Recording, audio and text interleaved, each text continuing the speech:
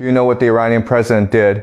He went on national television and called it, and I want you to remember this exact quote, a great victory. And then the supreme leader of Iran, Khamenei, gets up and says, the American strikes did nothing significant. He says America gained nothing. He says Iran will never surrender. Now you're sitting at home and you're thinking, wait a minute here. You just got bombed. Your nuclear sites are destroyed. Millions of your own people are fleeing your cities. And you're calling this a victory. Here's the thing. They might actually be right. Today I want to walk you through exactly why, step by step, because if you think America got the better end of this ceasefire, I'm going to show you something that's going to seriously change your mind. If you're learning something here, please hit subscribe. Many of you are aware of what's been happening with the channel. If you feel like supporting, a link in the description.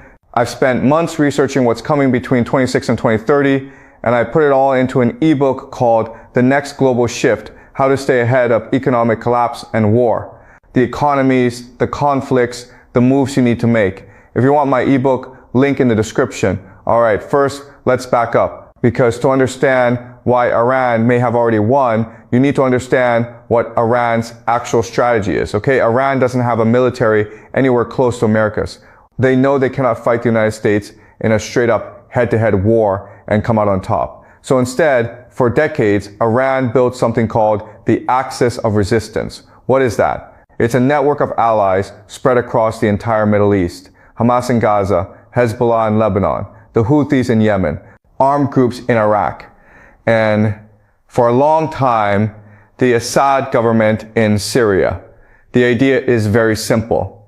You can't punch America directly, okay? America is too big, but what you can do is poke them everywhere all at once so they can never get comfortable, never pivot away, never fully focus their attention somewhere else, like Russia, like China, okay? Iran's goal was never to defeat America on a battlefield.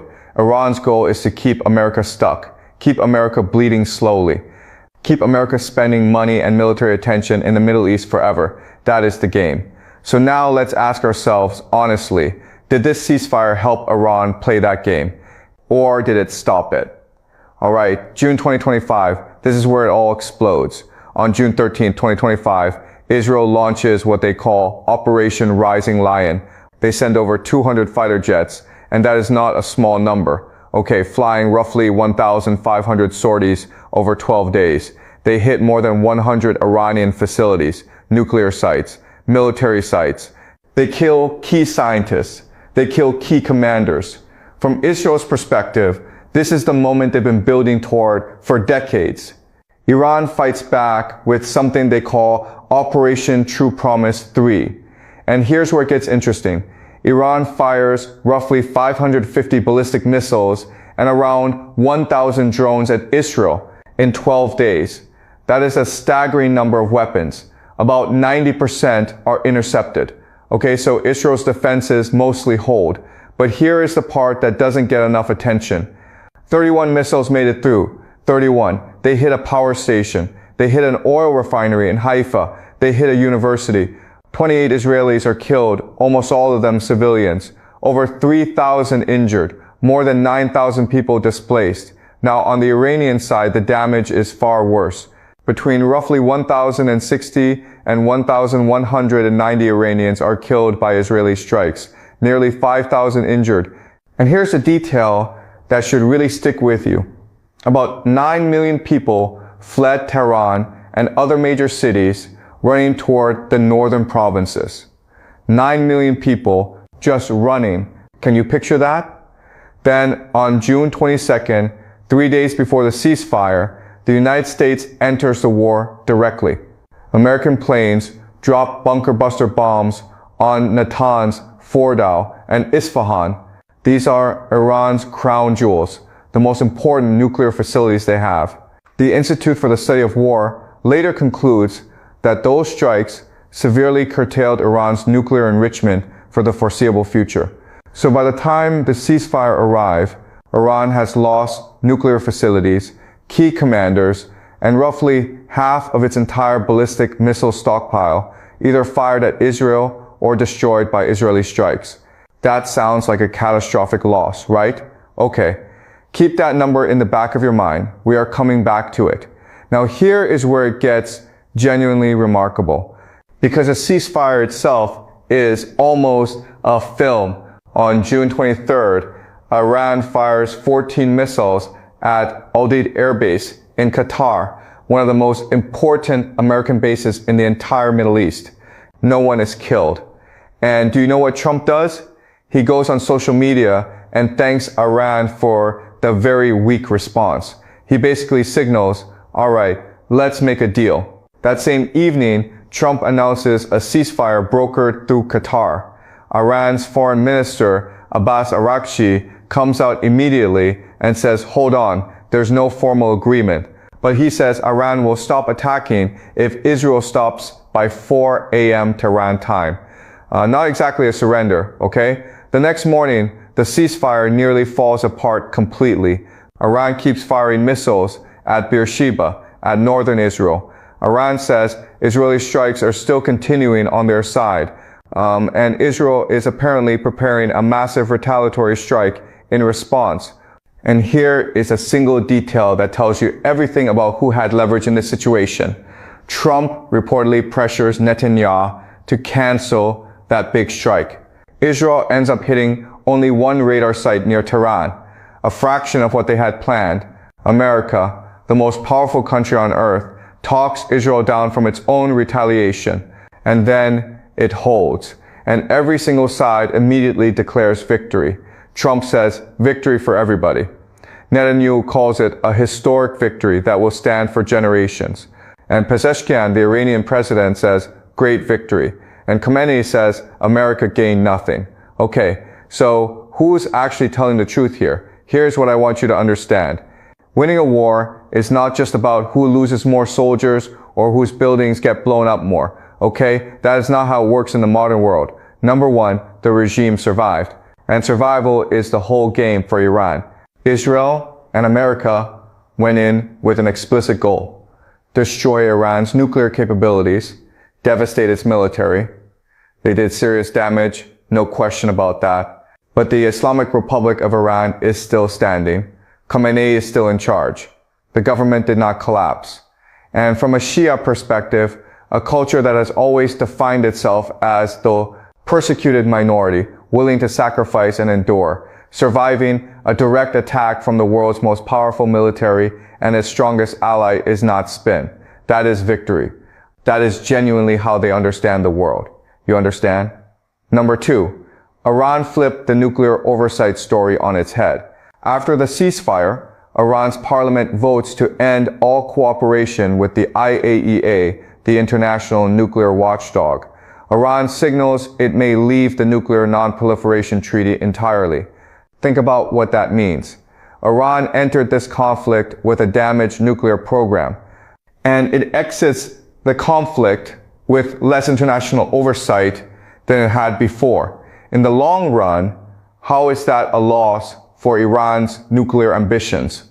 Number three, look at what happened to the American story of leaving the Middle East. For years, Washington talked about pivoting away from the region, focusing on China, reducing its footprint. That idea is dead.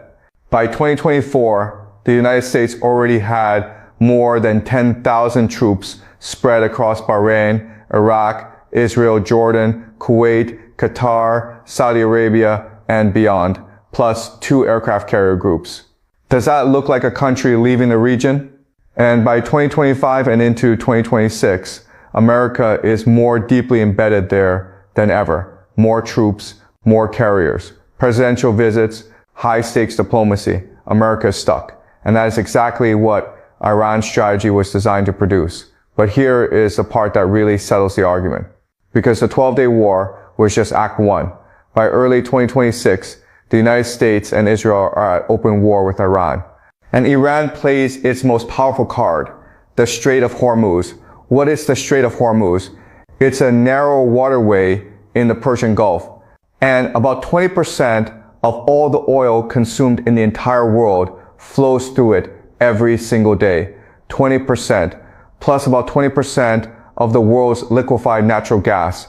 In early 2026, Iran's Revolutionary Guard declares it closed. They threatened to set any vessel attempting passage ablaze. At least 5 tankers are damaged, 2 people killed, about 150 ships stranded. Effectively, more than 90% of normal oil and refined product flows are blocked. What happens to oil prices? They shoot past $100 a barrel. Some analysts see them reaching $150 if the closure holds. By April 5th, 2026, Brent crude is around $110. US crude around $113. Every American driver feels this at the gas pump. The International Energy Agency, whose entire job is stabilizing global oil markets, has to release a record 400 million barrels of emergency crude reserves just to try to slow the bleeding. And then, here's the part I really want you to sit with. The United States sends a 15-point ceasefire proposal to Iran through Pakistan as a go-between. The proposal asks Iran to accept limits on its nuclear program, restrictions on its missiles, and guarantees of free passage through the Strait of Hormuz. In exchange, some sanctions relief. Iran rejects it, flat out, and sends back a counterproposal demanding that the United States recognize Iranian sovereignty over the Strait of Hormuz and pay war reparations. Okay. Now, you tell me who has the leverage in that negotiation. Alright. I know what you're thinking right now. You're thinking, but Iran lost so much. Their nuclear program is badly damaged. Roughly half their ballistic missile stockpile is gone. Their proxy network, Hamas devastated in Gaza, Hezbollah hit hard in Lebanon, Assad's Syria collapse has been gutted since 2023, thousands of Iranians are dead. You're right. All of that is true. And it matters. But here is what you have to weigh against it. 6 American soldiers are killed in the 2026 war. Oil is trading above $100 a barrel, which comes straight out of the wallet of every retired American on a fixed income, every family at the pump. The United States is now deploying thousands of Marines and paratroopers from the 82nd Airborne Division into the region on top of the forces already there. And America came into all of this with the stated goal of eliminating Iran as a strategic threat. Iran is still there, still fighting, still holding the key to the world's most important oil choke point. And here's the last thing I want you to think about. The next time a government somewhere in the world is thinking about whether to stand up to the United States, they will look at what happened here. They will see that Iran took the full force of American and Israeli air power and didn't fall. That story doesn't go away. It travels. Winning and losing in geopolitics is not like a football game, okay? There is no final buzzer. There is no trophy handed out at the end. The question you have to ask is this: whose long-term goals were advanced and whose were set back? America went in wanting to end Iran's nuclear threat. The sites are damaged, but Iran now has less international nuclear oversight than before. America wanted to stabilize the region. Instead, it is more entangled than it has been in years. America wanted oil prices down. Right now, oil is around $110 a barrel, and American families are paying for it. Iran wanted to survive a direct confrontation with the most powerful military on earth. It survived. Iran wanted to keep America stuck in the Middle East. America is more stuck than before. Iran wanted to show the world that simply being stronger doesn't mean you automatically win. That message has been sent. Now, I'm not saying this is over. The war is still going. There are very real questions about whether the Iranian economy and its people can absorb the long-term damage, whether the axis of resistance can rebuild, whether the regime itself can hold together under the pressure. But the ceasefire America accepted, the terms Iran is now demanding in exchange for peace, the oil prices hitting American households right now, that does not look like the picture of a country that lost. This is the video today. If you want my ebook, link in the description. See you later.